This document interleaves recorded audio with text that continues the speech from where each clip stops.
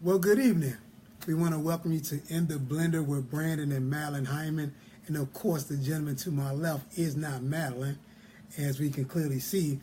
So we have a special guest with us on this evening. I am so super excited for this young man right here, a phenomenal man of God. I've been knowing him for, feel like ages now. Absolutely, yeah.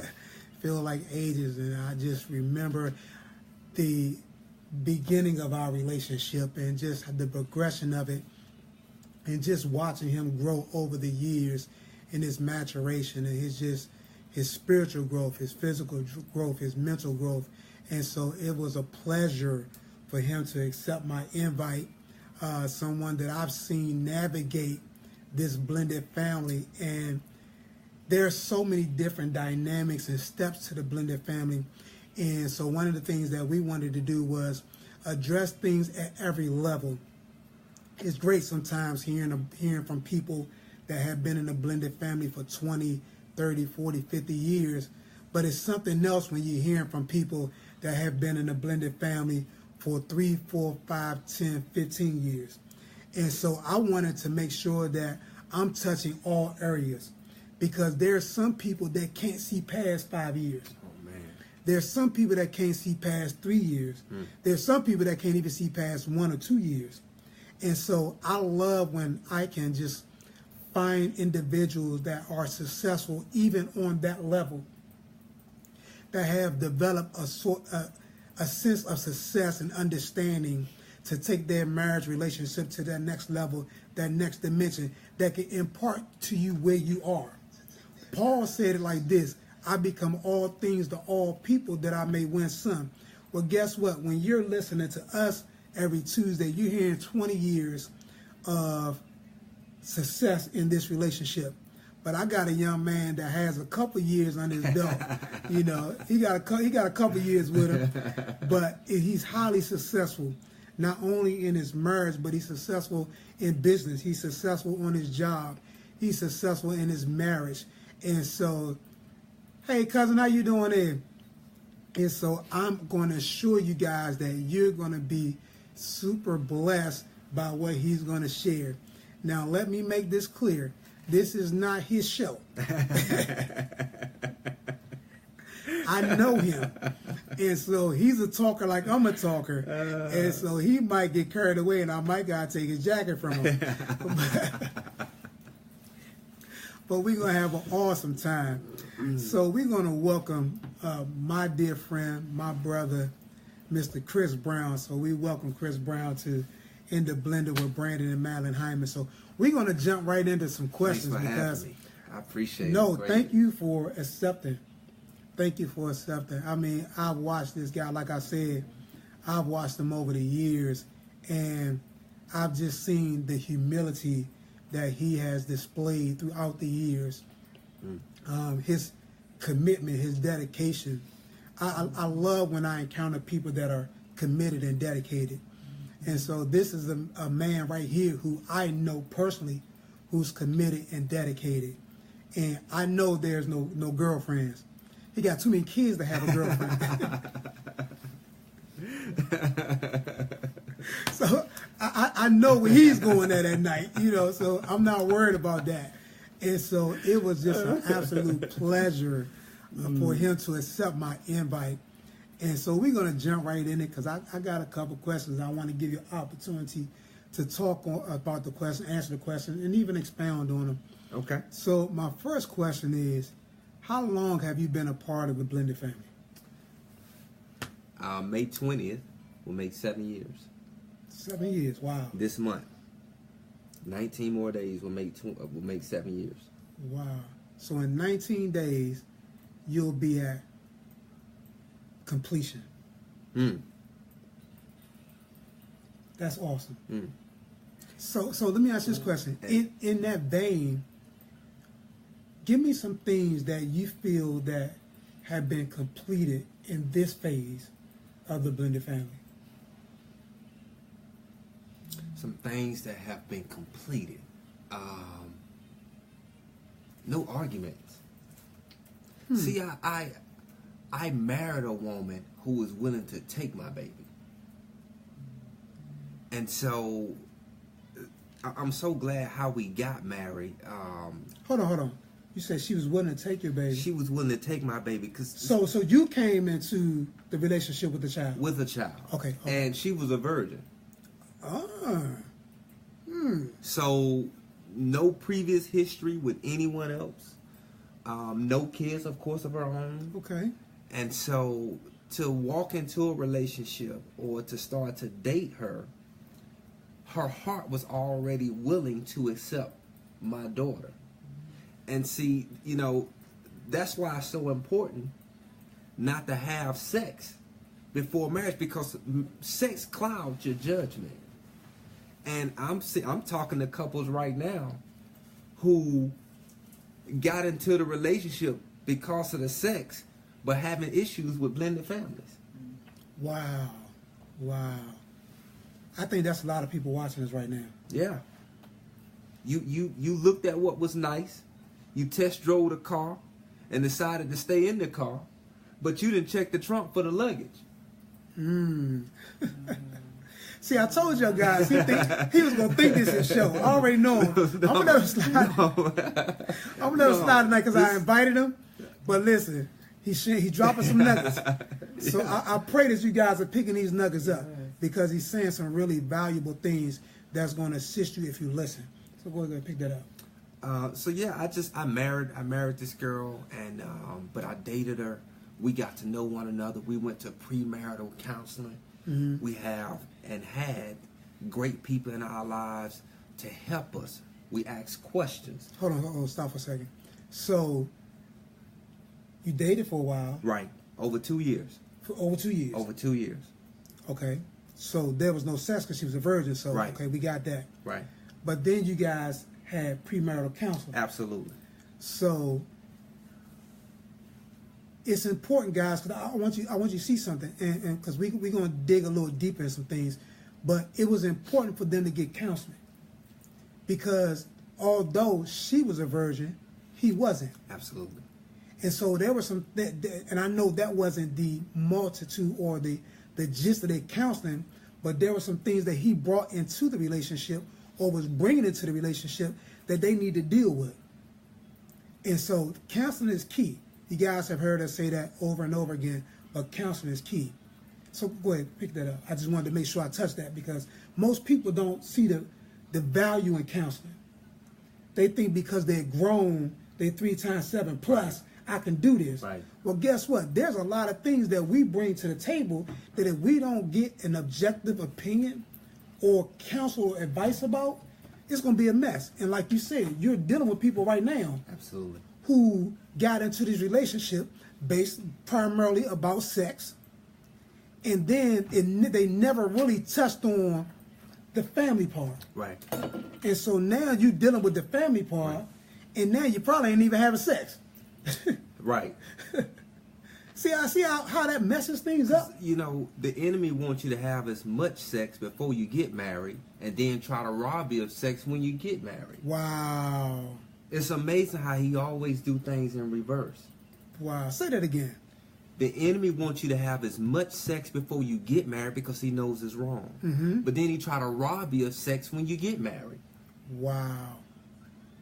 And so like any other process, because counseling is so important, you need somebody smarter than you to tell you whether you're on your job, whether you're in college taking classes, your parents. I once heard a smart man say you need a Paul, a Barnabas, and a Timothy. Yes, sir. You need somebody owe you to guide you. You need somebody at eye level that you can bounce information off of, and you need somebody that you're pulling up to the same level. Hold on, say that again. Say that again. You need a Paul, a Barnabas, and a Timothy. Stop. Say that again. You need a Paul, Barnabas, and a Timothy. Now break it down.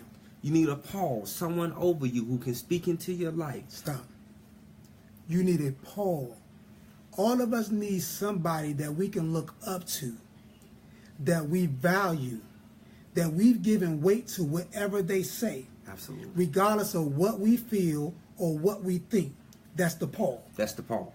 Now go ahead. You need a Barnabas, someone to hold you accountable, like him and I. Yes. We're peers. We can bounce information off each other, which we do. Yes. If I have an issue with my marriage, if he have an issue with his marriage, there's nothing stopping us from conversing and getting together so we can solve this issue. Exactly. And let me say this. While he may look bigger than me on this picture right now, I have jacked his collar. Because that's what Barnabases do. Absolutely. And he know he has the freedom to jack my collar. Because that's what Barnabas do. If you got somebody that's on your level and they can't get in your chest and they can't tell you the truth about things in love for your better, that's not a person you want on that level. No. That's not a person you want on that level. You need a different circle. You need a different circle. We talked about that last week. You need a different circle. And so what's that last one? You need a Timothy. Oh, somebody's always watching you. And if you live right and produce right, somebody who is watching you, you can pull them up to the next level. Because everybody is striving and trying to go to the next level. Yes, sir. So that Timothy is someone who you may not even know is watching you. Mm-hmm. See, you're always discipling somebody. Always. Whether good, bad, or indifferent. So make sure that you disciple them well. Take that Timothy by the hand. I got couples I take and I show them my life. Mm-hmm. And then I introduce them to the next life. Yes, sir. And that's that 3-level transitioning. Now watch this. This Barnabas piece sometimes can become a Timothy piece. Because there are phases in our life that we mature, and sometimes we, just like a race, sometimes we may get ahead of each other. And so now our perception of each other changes. Absolutely. Because there's some times where he can come to me from a Barnabas level, and then I come to him from a Timothy level. Right. And vice versa. Because there's areas in our life where we're more mature, where we're more advanced than the other. And so that's when maturity tells you, you got to know how to get with that person at the right level. And it's key, guys, because like he said, more is caught than taught. Too many times we're in this dynamic and we're in life like it's all about us. Not understanding that here's a man been married 7 years, but he's grabbing couples underneath of him. How are you married 7 years and people gleaning from you in that fashion? Why? Because you learn how to submit yourself Absolutely. Under authority. Absolutely. And because of that, Mm-hmm. we have yet to go through and will not experience what so many others have Wow. experienced, because we have somebody we can glean to, because we have somebody to keep us accountable, and because we're pulling somebody to the next level. So it's a lot of things that we skip in life that we will never experience because we've humbled ourselves and looked at someone else who has an even better marriage than us. Yes. And say, you know what? We want what's on their lives. Wow. And one thing I always tell my wife is this, and I've been saying this since day one. I want what people think they see. Mm. I want what people think they see. That's probably the number one saying she's ever heard me say. And so let me clarify that. If you believe you see a great marriage, I want a great marriage. If you believe you see a great couple, a prosperous couple, I want those things you believe you see. Mm. Because I don't want to just look like it. I am the lessons. Mm. I am the answer. And so there's no need to look like the answer and not be the answer. Because you got too many people, Pastor Chris, they look, I didn't tell you guys he's a pastor, but there's too many people that's looking like the answer, but they're not the answer. Because secretly they're struggling. Secretly they're defeated. Right. Secretly they don't have any substance to them. But they look the part. Nice suit. Nice suit. Yeah. Wearing the ring. Yes. Married on paper, but not in your heart. Not in your heart. Now watch this. Do the ring again. Hold your hand up. Wearing a ring, and I don't have a ring. But I don't have a ring because I lost 150 pounds, and I'm not going to buy a ring till I can get the ring I want. But he married in heart. But I'm married in heart. And I could be just married on paper. Exactly. And I really got a problem with the men who buy a size too big and slide it off. So they don't have a mark on their finger. And go holler at the girl. We're going to talk about that in another episode. So hold on, let's move on. So Was it hard adjusting to the blended family? Let's get real deep. No, because of the counseling, the woman who I married had a willing heart from the beginning. Gotcha. This was not a topic of discussion. It's not something that I forced on her. It was none. This has been so much with ease. Gotcha. She don't embarrass. I know a lot of couples with blended families. The woman will embarrass the man in front of that child. She's never done me like that. If she has something to say to me that she disagree with me about, and she's free to do that, she pulled me out to the side and we discuss it. Now, you know what? I could say in 20 years, we're on that same level. 20 years, we're on that. Actually, that's not even a part of my wife's demeanor. That's not a part. And it's a blessing when you have a spouse that never seeks to belittle you. It's a blessing, especially in a blended family, because you're already dealing with so many different things. You know, here's a man who had a child or has a child, and now he's entering into a relationship with a woman with no children. Right. Not only no children, but she never even had sex before. And so now what y'all got, about 10 kids now? Mine is 6. Okay. 4. So they've been married. They married 7 years. Yeah, man. So they're working on every 1.5 years. See how they come? Yeah, that's what happened when you do it right, though. That's what happened. But you noticed something because you said it earlier. Now, he's been married 20 years. Yes. Been doing this blended family for a lot longer than me. I had to become under him. I became your Timothy, looking at these blended family episodes so I can get the information and grow and have in 7 years what it took some people 30 years to get. Now, on that note, what would be one thing that really revolutionized you in the blended family as a whole? Something you said. When I could start to visualize my daughter's mom and father-in-law staying at my house. Wow. Because when they got married, the wife had already filled his head up with such negative perception of me. Gotcha. So the first time I even knew he existed was when he called my house and literally cussed me out. I didn't even know they were married. I didn't even know the guy. Wow. I did not even know the guy, but I made a commitment in my heart that I was going to start seeing him better than how he saw me. And now we talk, we converse. I've helped him with his marriage, willing to walk out on his wife, my daughter's mom, right? Sent him the book, Marriage Made Easy in 31 Days. Went to South Carolina, treated him and his family to the Cheesecake Factory. That wasn't cheap. We could have went to Wendy's, but we went to Cheesecake Factory. Planting those seeds, and now I've recently discussed with them, if you're ever in the area, you do not have to get a hotel room. You can stay at the Browns family. Now hold on. Let's wow, this is a lot for y'all to chew on right here. So, you didn't even know that your daughter's mom got married? No. Had no idea. Not only did you know, you get a phone call from a strange man who cursed you out.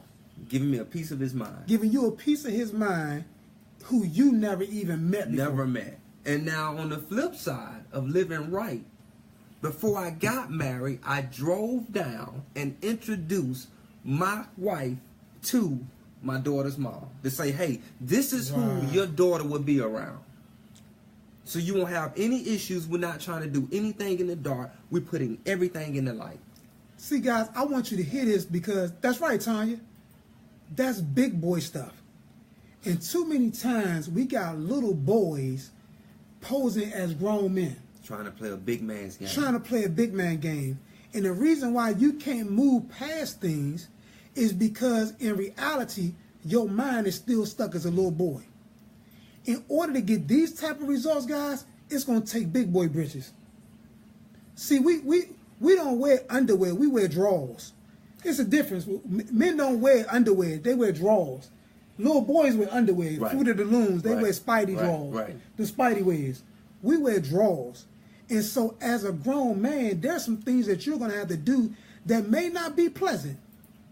that may not always feel right, but you know it's bigger than you. Absolutely. It's always bigger than you. It's always bigger than you. Because, see, the understanding is this. My child is in a place that I need peace to be.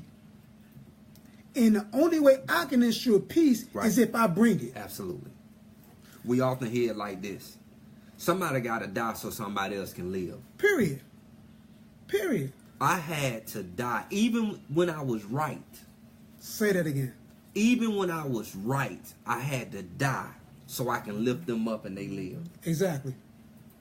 Because that's important. How many men can deal with another man cursing them out? They don't even know, who's married to their child's mother. Right. And then you got to develop a relationship with them because they are part of your child's life. How many men can do that? And then he want to leave, and I coach him to stay after he cussed me out. Wow.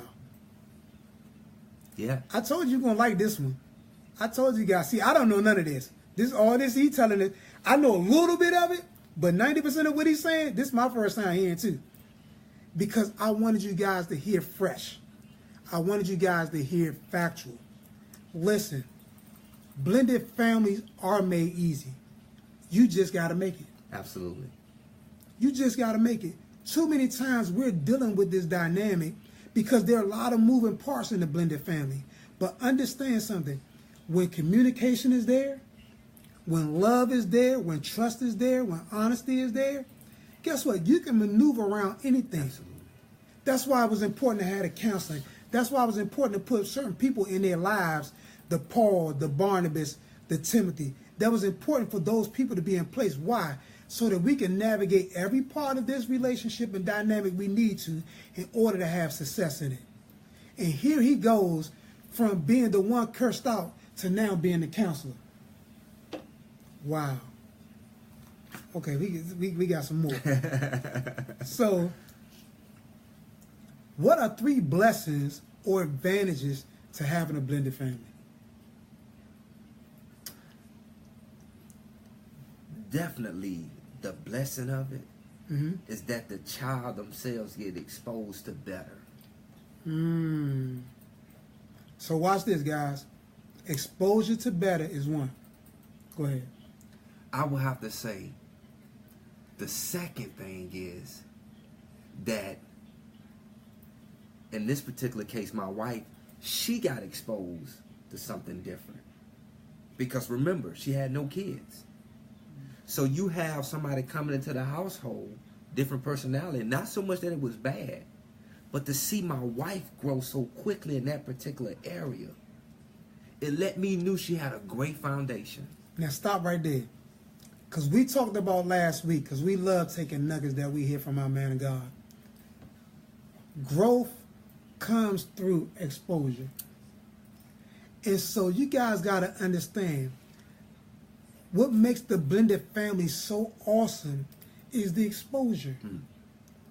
We can grow because of all the exposure that we encounter through this dynamic.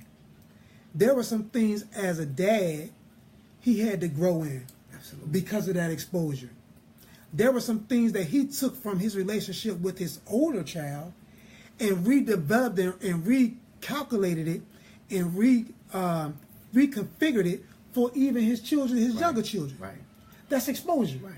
Because of the exposure he had as a parent early on, now there were some things he said, you know what, that didn't work, but this does. Or I may need to do this way and not that way.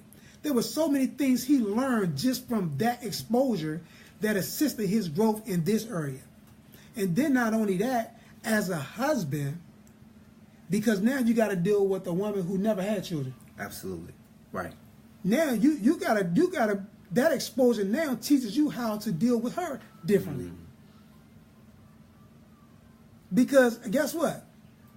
I can't pop off at her if I ain't popping off at her. And that's another discussion. We'll go back to that one. But all exposure, all growth comes through exposure. Go ahead, sir.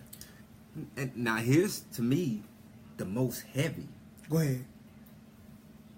See, for so long, it was just my daughter and I. So I was married to my daughter before I was married to my wife.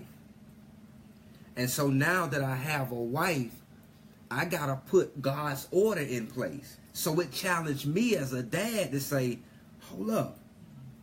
My wife has to be in a certain place. My daughter has to be in a certain place. And I cannot choose one over the other. So that's got to be a great balance across the board. So hold on. So break that down for us. Those of us that's listening to this. It was just you and your daughter. Me and my daughter for years. So that was just the number one relationship. Right. But then you get married. I get married. So now my daughter has to now take a somewhat backseat. Almost according to God's order. And it felt like a divorce. Wow. It felt like a divorce. But when you do God's order, you're not divorcing. You're making the bondage stronger. That's what the order is designed for. No, because see, I wanted you to touch on that because we talk about this blended family, and you got too many people, Chris, who are in this dynamic, and their children come before their spouse. Absolutely. And they're wondering why they can't have the relationship that they're supposed to have. They don't have the marriage that they're supposed to have because they're placing the children above their spouse. And now your wife is trying to compete with who should be the priest of the house. Wow. And vice versa. And vice versa. And so it's important, guys, to understand order. See, because the Bible says it like this. There's a way that seems right. And see, too many of you guys are operating off of seeming right instead of being right. I don't want to seem right. I want to be right. Because when I am right, I'm right. There's no ifs, ands, or buts about it. There's peace come with that right. There's blessings that come with that right. There's a certain level of authority that comes with that right. Wow. So now, just like it works for you, it can work against you. Go ahead. You handcuff God's hand when it's out of order. He cannot perform how he wants to perform in your life because things are out of whack. Say that again. You handcuff God to the point where he cannot perform how he needs to perform because things are out of order. You can't even drive a car. Go ahead. If there's no order, the keys have to go into the ignition, right? You have to put it in drive. You try to do anything outside of that unless you have one of these very modern type cars. But even there's an order to that. That's right. You have to put that car in drive. But guess what? It won't go in drive unless your foot on the brakes. Go ahead now. Go ahead. Your foot has to be on brakes. You put it in drive, and then you can go forward. Do any of those following pieces out of order and see where you land. You're not going anywhere. You're not going anywhere. And that's how your marriage is. Exactly. Too many people right now in a blended family not going anywhere because you're out of order. Your child was never designed to come before your spouse. Never. No matter how much you love them. No matter how much you love them. If you feel like that, you're not ready to get married. Say that again. If you feel like your child should come first, you're not ready to get married. Back away right now and go get counseling. Go get help. But speak with someone who's going to tell you the truth. Because if you just got a friend, someone to tell you what you want to hear, you just simply gossiping. So we got a question. Yeah. It says, what about when the new wife causes turmoil and confusion amongst the children and the children's mother that were there first? What about when the new wife causes turmoil or confusion against the children and her children's mother that were there first? Here's my take on that. And here's my favorite scripture, Galatians 6:9. Don't get weary in well doing, for if you fret not, you shall reap a harvest. The promise is you'll reap a harvest. But there's a prerequisite. Go ahead. You can't have one without the other. Go ahead. The cake has to go in the oven to rise. So, first of all, you should have known that. That's why you date them and not sex them. Uh-huh. If you date them first, you'll know what you got to work with. Go ahead. It's almost like the stock market. You can gamble or make an investment. Mm-hmm. The gamble is I just close my eyes, randomly pick a stock, and that's what I put my money on. Go ahead. You gamble. But if I follow the historical data of the product, that's the trends. That's the trend. trend. That's what they showing. That's you. the history. Uh-huh. That's when we have communication. I meet a mom and a dad. I don't surprise we're married. Exactly. I find out what's going on in her life, so now I know what I got to work with before I even get into that situation. But now that you're in that situation, you have to operate the Word of God. You have to. The Word of God will still change the situation, even though you made a decision to put yourself in that predicament. That's why Scripture says, "He that winneth souls is wise." See, now you've gone to another level. Now it's about winning that person. Right. Now it's about winning them. Right. Because it's apparent that Right. you haven't won them. Right. Now it's about winning them. So now what do I need to do to win this person? And that may mean that they don't communicate with the child or the child's parent. That may mean you the only person that's dealing with them.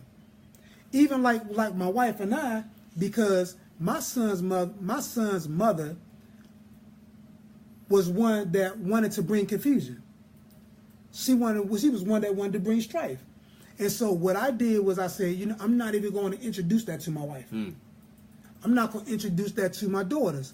I'm going to deal with that. And I'm going to handle that. And so what I did was I positioned myself. We're not going to argue. We're not going to fuss. Anything we talk about has to be directly about my son and his welfare. And then that's that. I'm really not concerned about how you're doing. I don't want to know about your day. I don't want to know about your week, your month, or your year. Only thing I want to know is if my son is fine, if school is good, is he well, and what do he need? And I kept it very limited.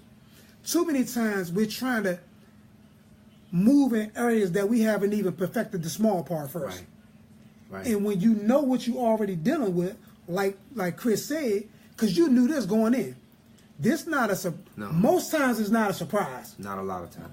It's not a surprise. So there were some signs that you saw before you experienced this, but because the sex was good, and because you were doing stuff you really shouldn't have been doing, instead of getting to know that person, because you didn't know that person because you was having sex.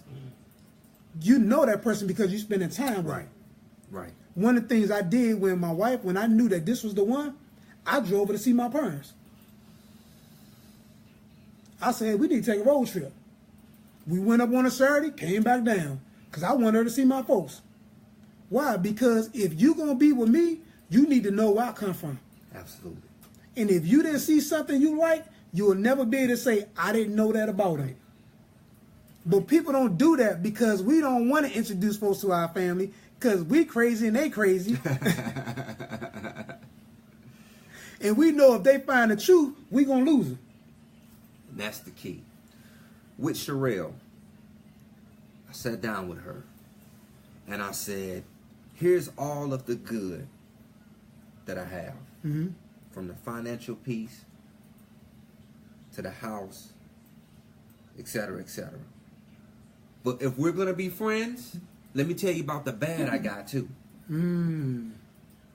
Let me put the mess on, because I don't want you to have any surprises. Exactly. You know I want no virgin when you marry me. I don't want a girl to come up and say, you know what I was with. No, when we have those issues. So let me tell you about the trash too. You already know I'm not a virgin because I have a daughter. Exactly. Now, if somebody came up and told me something different about you and you was a virgin, we got to sit down and conversation. But even if that would have taken place, because I'm sure that has happened with certain people, be sold out so you'll stop looking for a way out. Wow. I'm so sold out. She was so sold out. Because we were friends, we dated, we leaned on people, we had counseling, that there's no way out. Say that Blended again. family, no blended family. When you're sold out, you'll stop looking for a way out. When you sold out, you'll stop looking for a way out. And that's why we got to get ready to close. But that's why we want to expose you guys to different levels. Because you're going to hear the same thing on every level. Because sometimes, like I said, people 3 years, they don't see 5 years. People 5 years don't see 7 years. 7 years don't see 15 years. 15 years don't even see 20. And so if you could be exposed to people on that same level who are experiencing such a high level of success as relates to the blended family, it will show you that I can do it too. What enabled us to do some of the things we're doing is because I saw it not only growing up, but I saw it in my wife's family. I saw it like in there, because there are members of her family that are blended and are successful and thriving. I mean, they're doing it big. And so all I did was I just looked at them, and what I thought they were doing, I did. Even though I didn't spend a lot of time with them, but when I got around them, I watched. I watched how they interacted with their spouse. I watched how they interacted with the children. I watched how they said things and did things. And I'm going to tell you, it blessed me so that now I can be a blessing to you. Listen, we out of time, but we're not out of message. I will have them back. Because we only touched a couple questions, and I got more to ask. But listen, it's been a pleasure to be with you guys. Again, this is Chris Brown. This is the real Chris Brown. He ain't beating Rihanna. Matter of fact, he ain't married to Rihanna. And so I wanted you guys to really hear from a young man, like I said, who's an awesome blessing, especially in my life. We've been knowing each other for a little over 10 years, and it's just been the same. Still growing. Still growing. Still growing. But our love has been the same. It hasn't. This is one cat that I can say I haven't had to question our relationship. I haven't had to question who he was. Even though we don't talk a lot, but we talk when we see each other. But even though we don't spend a lot of time together, there's no doubt where I am in his life, and he knows there's no doubt where he is in mine. And we got each other's phone number. Exactly. And we don't forward each other the voicemail. No, we don't hit the red button. Yeah, we don't hit that button. And so, listen, I wanted you guys to hear, because like I said, I mean, and there's a part that we didn't even discuss. I wish we had time, but the next time we'll discuss, because there were some things that transpired with you guys when you went to dinner that I want to touch on. And so, listen, guys, listen. We love you guys. Remember, you chose to be a blended family. Right. Now choose to be successful. If you have any comments, any questions, you can reach us at weareblendedfamily@gmail.com. That's weareblendedfamily@gmail.com. Until next week, bye-bye.